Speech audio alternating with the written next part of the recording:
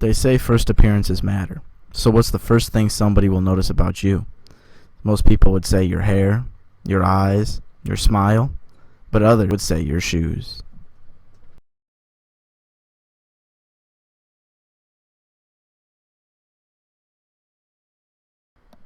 In the mid-1970s, hip-hop culture was taking over the world, and with it came a new type of fashion. Luxury brands were turning to the streets. Even before then and in the future, people knew that young adults ruled the economy. Therefore, brands had to adapt. Brands like Nike and Adidas, once perceived as luxury, expensive brands, were now branded as streetwear and athletic wear at affordable prices for the youth. The brands were now seen as symbols for the hip-hop and skateboarding communities.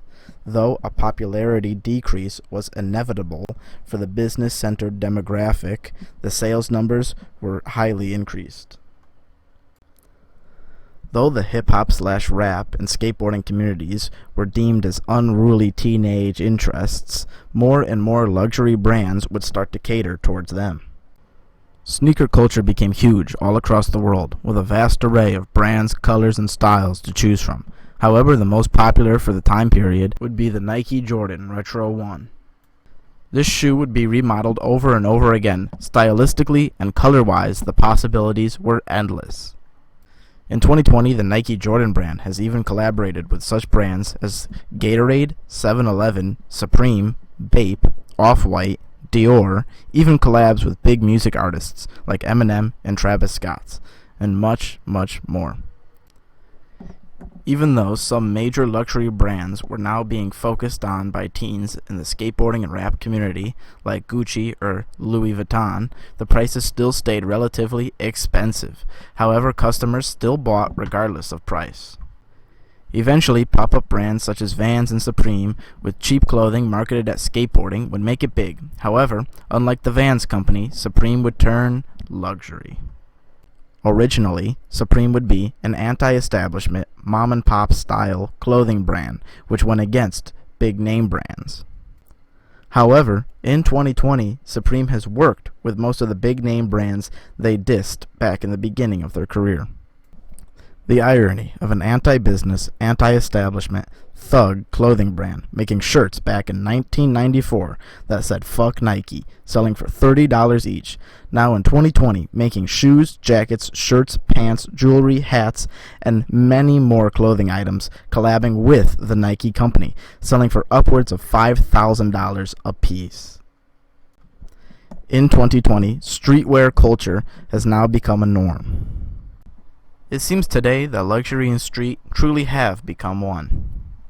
In 2020, streetwear culture is everywhere. Apps such as StockX and GOAT are designed for selling branded sneakers and clothing, grouping all luxury and street clothing items together into one. A simple logo can make a product go from cheap to expensive. At your local carpentry shop, a clay brick is around $4 at most. However, Supreme released a clay brick with their logo on it for $300, and it sold out in a matter of seconds. It seems fashion in the luxury and streetwear world have become one and the same. A Supreme box logo tee and a Bape mask have the same appeal in the fashion world as a full-on Gucci suit for business. So, how did these clothing brands become so expensive after merging into one? Looks like it's all about the logo. A Supreme shirt with a big bright box logo will sell out instantly, whilst a Supreme shirt with a different type of style or graphic might take a few days before selling out. Sometimes a clothing item that is highly anticipated by a brand, like a new color of the Jordan 1s, will be set to sell at a price of around $100. However, this will be bought up by the public in a matter of seconds and resold on websites like StockX, GOAT, and Instagram for thousands of dollars. Proof that a logo sells is a company like Bape. Camel print was once considered ugly by the fashion industry. However, Bape made their own camel print using their logo. It is now one of the most prestigious brands in Japan. Similarly, with tie-dye clothing, once considered childish and ugly by some in the fashion industry, now looked at as a form of art when paired with the logo of a big brand like Antisocial Social Club.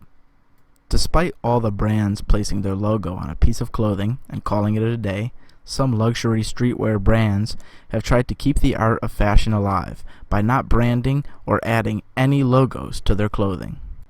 Take the brand Yeezy by Kanye West, for example.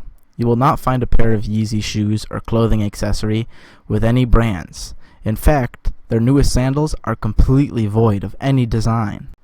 The fame of an artist like Kanye can easily sell these logoless shoes and clothing items, similar to what rap artist Travis Scott has done with his clothing line, Cactus Jack. It seems that with fashion becoming one and the same with casual and business, the future of possibility is endless. Many sneakerheads and hypebeasts look forward to what their favorite brands and artists will put out next, and it seems only time will tell.